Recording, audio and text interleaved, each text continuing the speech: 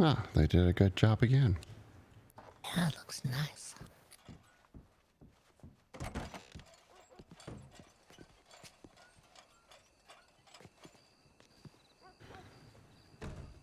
They always seem to do a good job. They do.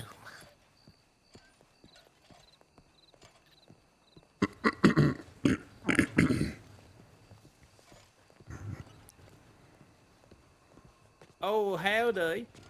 Oh, How Skit, do- how you doing? Well, well, well, you've come to steal my job, have you? Oh, are you operating at the moment? This town isn't big enough for the both of us now. Okay, I Oh, can leave. I think you should. we're going on vacation then. Oh, No, I'm joking. I'm joking now. I mean, what a luxury to have two trams on the tracks. oh yes, absolutely. Or maybe, I mean, are you doing your spooky tram tours today? Oh, yes. Maybe I could assist you with that. Yeah, you can operate, you can sit in the back if you want. We can figure it out because I know that you were saying that you would like to be able to control maybe people that jump on at certain points. Did I hear that right at one point? Yeah, sometimes they get on the board when during the middle of the tour. That's right. Maybe it'd be helpful if I, at certain stops, jumped off to just kind of catch people as, they're about to get on. They can say, "Oh, excuse me, let me just quickly tell you that we're in the middle of a little, a little talk right now. So if you could be quiet and just take your seat and, try to Oh, just kind of catch up, that might be good, don't you think?" oh, that would be helpful. Yes. Maybe I'll do that. I'll jump off and be like, "Oh, yes, welcome aboard, but just make sure you're quiet now and take your seat straight away." Oh, that's right. All right. Yeah, that sounds nice. Thank you very much for the Oh, offer. well, what a lovely time we'll have. Let's go and do, that little spooky tram ride together then. Okay, we need to swing by the bank first and make sure. Yeah, good idea. Yeah. Let's do that. I have to have a snack, Skip. Oh, did you say that, Alvine, did you just call me a snack now? No, no. I'm sure you are. But I have to, She's I such a misheard flirt. then, I guess. oh, I have to have a snack of my own, though. Oh, yes, you must eat, Alvina, and keep your strength up. You're about to do a performance now. Yes, that's right. How are things, Skip? I hope things are well with you. They're well enough. I mean, well, I went on the camping trip with the Braithwaite Academy, and Ooh, well, that sounds exciting. there was much blood that was shed, I'll say that. Blood. No. What happened this time? Well, you see, I saw a vision in the flames. You see, the whole camp went up in flames, but no one else seemed to be able to see them. And Oh, I took that as a dark omen. And you see, immediately after seeing the flames, a bear came running out of the woods and what in the attacked world? me and Jameson. And, well, after Oh, that, a my. cougar attacked us, and then another bear, and there was a man that attacked us as well. A person? Oh, yes, a mysterious stranger attacked us. He was dressed all in black. No. He seemed to know Morag, and he was threatening our group, so Melina had to put him down. Oh, yeah, well, you don't threaten people. That's not Indeed. wise. Not the most relaxing camping trip, I'll say that. No, it doesn't sound like it.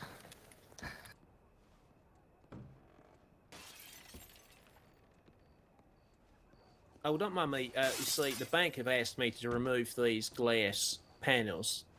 You see, so I need to just take care of that. Testing. Oh, did they try to upsell you on the pen promotion? Oh, the pen promotion. What's that?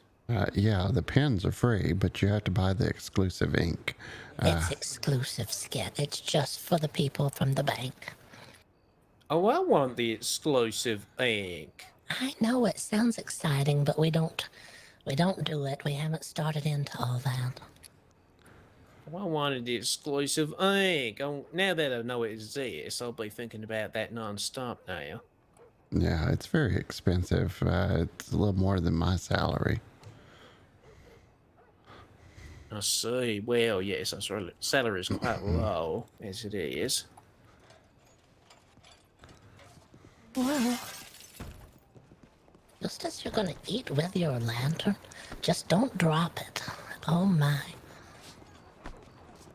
What a task. We're sorry we're hungry, Skit. We just left home without eating dinner first. Oh, you're fine. I would not begrudge you your meal before you work your evening shift now. Nom, nom, nom. I should probably feed myself later on as well. Has it been busy around town today? Oh, just a couple that will be later attending a wedding. They were my only customers now. Oh, a wedding. Yes, you see, one of the people that was on that trolley, he said his name was Jack, and he actually arrested me once when I was framed for a crime I did not commit. It was nice to see him again.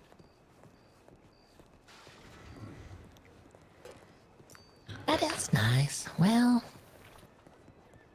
I guess. Eustace, you might want to keep an eye out for this little cat that keeps running around. You see, I squished it under my wheels. It did survive, but it did get a bit squished. Oh, did the tail get squished? Well, I mean, about half of the cat was squished, but it seems to be able to move still. It should be fine. If not, Well, What that's color was the alright. cat? It's a grey cat. I believe it has its, Oh, 8 you're of you're its you're in lives good left. luck. If it was a black cat, it's bad luck. I If see. it crosses your path, that is. Oh, I see. Indeed. But yes, we've had a good time. We had a nice, relaxing evening. Sounds wonderful now. I will see if there's anyone at the telegram office that would like to go on a little spooky tram ride. Now, what would you say the name is, Elvani? I've just been calling it a haunted tram tour. The I need to- Haunted Tram Tour. Okay, I'll see if anyone's around up for that. I need to send a telegram as well.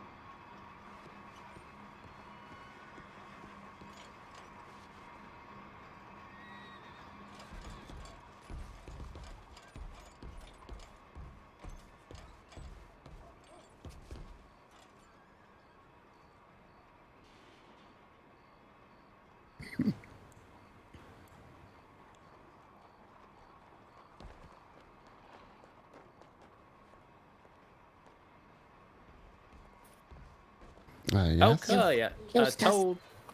Oh, sorry. Oh, sorry, you go ahead. Got to run to the telegram office and send a couple of telegrams to people. Skit, you're here, so I'm not sending you one. But I'm going to send a couple of Okay. telegrams out, letting people know we're doing it. All right. It's on. And Eustace, I just told the train company people that you'll be operating the Haunted Tram Tour, and that they could possibly tell their passengers on the train about this so that they can jump off the train, jump on the trolley. Oh, that sounds good. Maybe we'll get a few people that way. Yeah, I hope so. Oh, have fun. I do hope, Mr. Bybee, will get this tram car smelling a little bit better. It smells like piss in here. Oh, let me try and kind of sweep the piss out of the trolley now.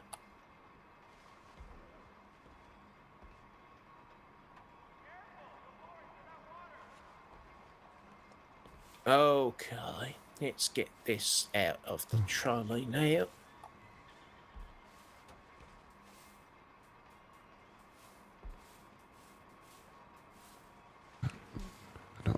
did that, but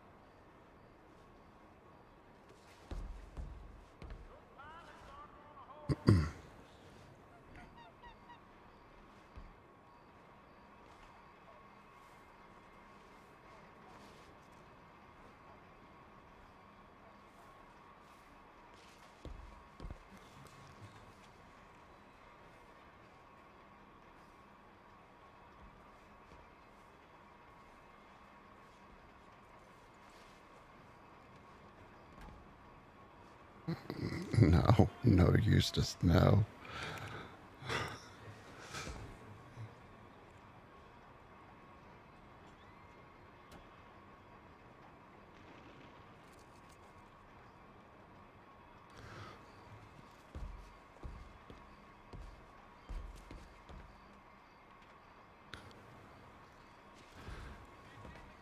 So the camping kind of went south, didn't it?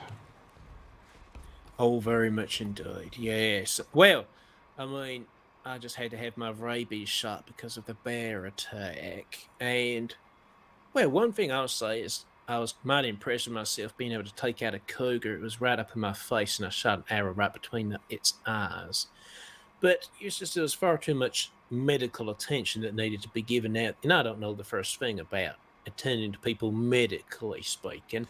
So I was a little bit, anxiety filled about that. But I mean, I did my best. There were bones sticking out of poor Jameson. I had to just, put the bone inside again. Oh, that sounds very like ouch. Yes, the bone was very sticky, but it got back in eventually. Ah. I had to do mouth to mouth with Jameson. Oh. I was hoping to lose my virginity with Chuck, but he was a no-show that camping trip. Oh, how is your relationship going with that? Well, I get this little niggling sense with Chuck that he maybe in fact hates my guts, but well, otherwise it's going fine. Oh, no. Do you ever feel that, Eustace? With sometimes people, they just seem to just hate that you take in breath. Chuck's like that. Yeah, it takes a while to get to know someone. Yes. Well, we did exchange our first kiss. That's always a start, but don't ever rush the first kiss, because you want to have multiple kisses after that. Well, we did. We actually had a second kiss not long after the first. But the only regret I have is that, I was still chewing on my stringy meat, and he took the stringy meat and he ate that himself. And I did actually want my stringy meat, Eustace. You see, I did actually want that. Stringy meat thief. He was. He took that right out my mouth. Skit, if you got a knife, you might want to pull it. There you go. Oh, yes, I was still holding the piss broom. Yeah, I didn't want you to swing around and hit somebody in the head with it. Yeah, thank you for that, Eustace. I was just letting the remaining piss drip out. That's a wise idea. Yeah, we don't want to put it away and it just kind of collects on the floor now. There was a man got sick at his stomach in the back of the tram the other day, but we put a little note on it that it needed to be extra cleaned when it went back to maintenance. Oh, I see. That might have been my friend John. He does like to, I guess, expel the content of his stomach sometimes. Does he have a lot of headaches? Does he hold his forehead a lot and say, "Oh, my head"? No, that doesn't sound like him, actually. No. This man was wandering the streets with 2 other people. They didn't introduce themselves. They made it to the back of the tram just in time to have illness. Oh, I see. Yes. I sent out the 2 telegrams, Eustace. I sent one to Pesky and one to Rose. Okay. This is Frontier Street. Frontier Street. Screams, screams, and screams. Triple horse. This one's easy to remember. Screams, screams, and screams. Yeah, you have to do them a little bit different, just not screams, screams, screams. It's a triple horror show. Yes. It is.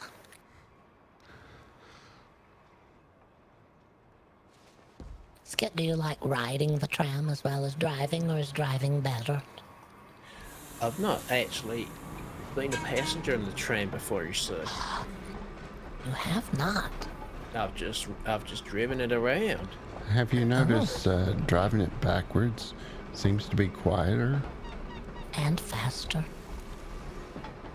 Oh, I tell a lie. I actually did ride your tram, actually, Eustace. But you're right. I have driven it around backwards. I thought I'd do a little backwards circuit one time, and it was very quiet. You know. We went backwards the other day when there were gunshots over by the general store. Took the whole tram backwards, back through town. I see. Back to the open market. This is Courthouse Square. Hello. Oh, how do? Howdy do. Welcome aboard. Watch your step. Thank you. Oh, was that you, Rose? Yeah, I received the telegram. Oh, how do? We just got started. Great. Should I Welcome aboard now. Just find slash your... your foot forward and interact with whatever seat you like. Okay, thank you.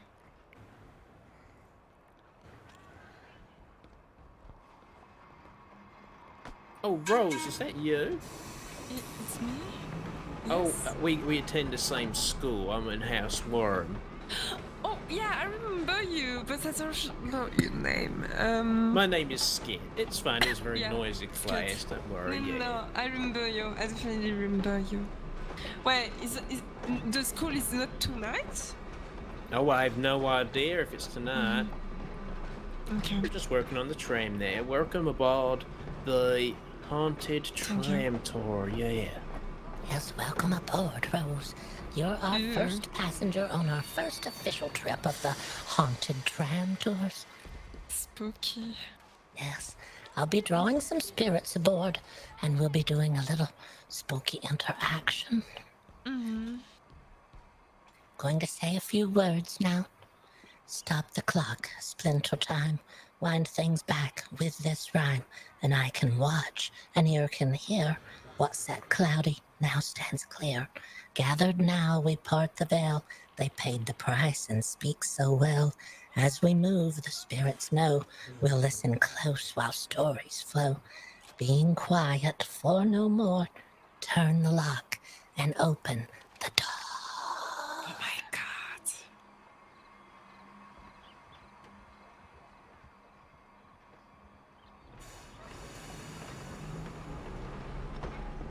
Oh goodness. Oh, the spirit is with us now. Where? It gets so cold when they join. Oh, where? They're here aboard the tram with us now. Where is the spirit? Oh, is that someone? Did the spirit say howdy, mister, or was it someone else, Eustace? I think it was someone else. Oh. All right, here we go. This first spirit would like to tell you a tale. Welcome, quiet spirit. We ask that you please share your tale with us. A carriage lumbered through very thick fog, over the rain-slicked cobblestones. On the door, though you couldn't have seen it, was painted a word. This spirit was walking along the sidewalk when they heard the squealing of carriage wheels, not unusual in a dusty city like this. As the wheels came closer, the spirit started to hear, or rather not hear, something. There were no hoofbeats clacking in time with the carriage. The spirit looked over their shoulder, but they could only see thickened fog. They quickened pace. They looked to turn at the next street. The wheels on the carriage quickened as well, sounding now as if they were racing by. The spirit turned to watch the vaporous fog part, such as curtains, and revealed an enormous carriage. The horse tack and reins were all out in the front. They could watch as the horses' body straps breathed in and out, bouncing. But there were no horses in them. Heavy breath emanated from vacant nostrils, pushing the fog forward. It was then the spirit was crushed by carriage wheels. As their body was flung back against the building, they saw the word Edmund painted in gold gilt lettering on the coach door. The spirit leaves us now with their final words, "Beware of the horseless Edmund." Oh, it died. I have another spirit in line if we would like another tale. Oh, most certainly. Did you have a question for the previous spirit at all? I don't know. I don't know what to ask. I'm so Oh, all right. We'll just continue forward. Who are these spirits? Is it family? That member of the family? Who are they? Who are you, spirit? Can you give us a name at all? No, the spirit says now they are only spirit. They're just returning now to warn the rest of us. Oh, I have another spirit. The spirit says, it was a beautiful sunny summer day, the kind you hope for when going for a picnic aboard a rowboat. Suddenly, a cloud appeared. Looking up for rain, the spirit realized they were under a giant dark cloud. This was not a cloud of vapor, however. It was a traveling bee colony. Having a terrifying fear of bees since childhood incident, this spirit had hoped the bees would continue onward, dropping lower and lower. It quickly became apparent the bees were going to land as a colony in the rowboat. They stood up, oar in hand, attempting to smack the bees. Forgetting they were in a rowboat, however, as one does when the bees descend, they lunged. The boat shifted underfoot and they fell hard, with a head smack on the side of the boat, just before they rolled unconscious, face down, into the rivers of Saint-Denis. The bees landed on the back of the floating body as it drifted and swirled through the waterways, looking to others like a bee-coated log as their life flowed away.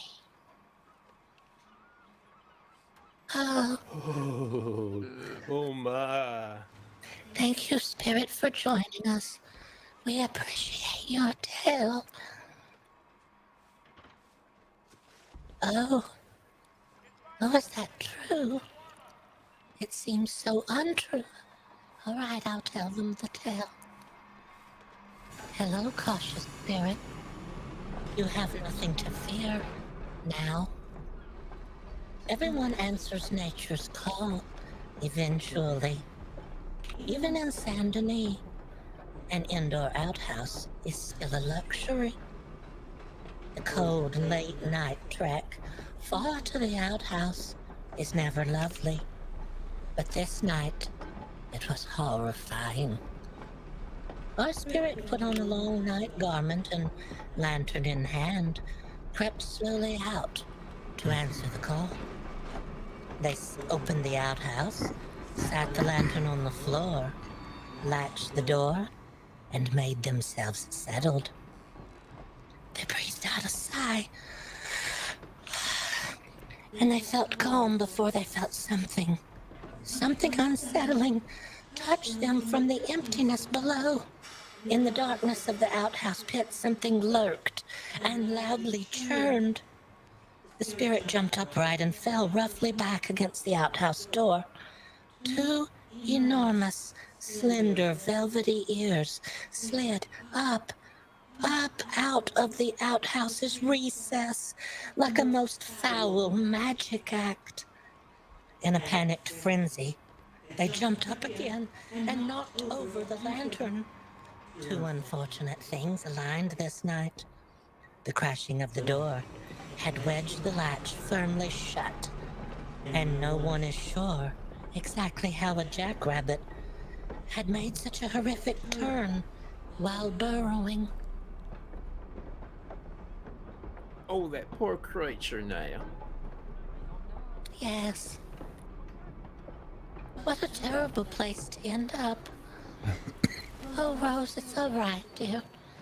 The spirits aren't too troublesome to us. They're just here to warn us about certain things.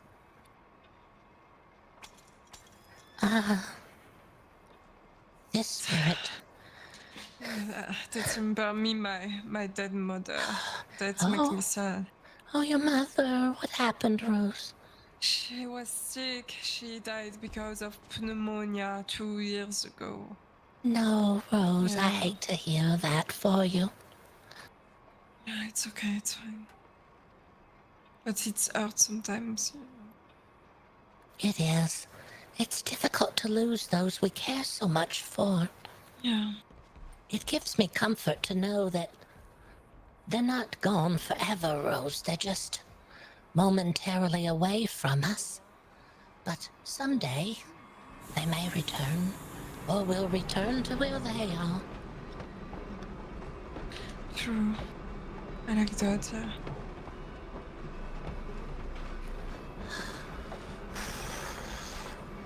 I'm sorry if I seem very cold. It happens when they're near.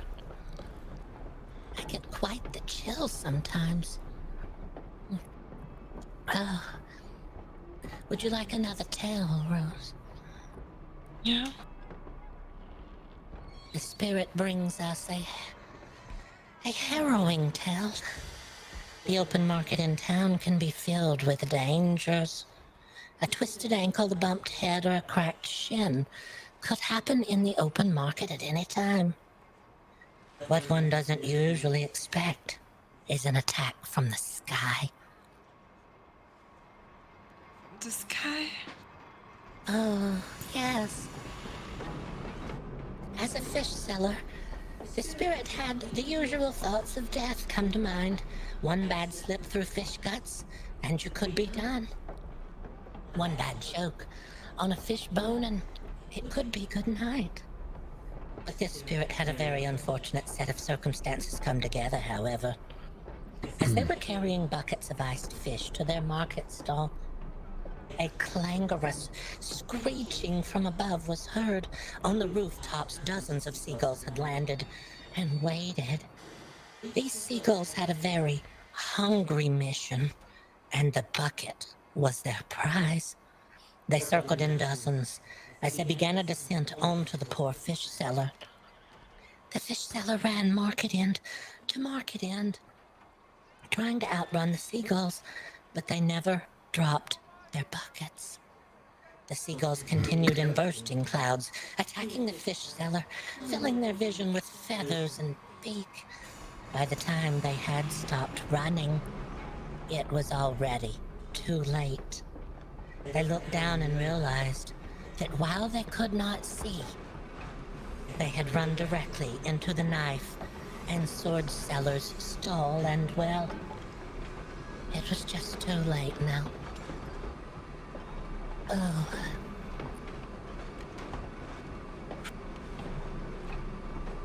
Oh, what a terrible tale. What an absolutely terrible tale. I hope that has been a nice tale for you or two. They really like to just warn us of things that could happen to us. Next time you take a rowboat, be sure to keep your eyes in the sky. People forget about that. They do indeed. Oh, thank you, Elvine. I won't be able to sleep tonight after those tales. Oh,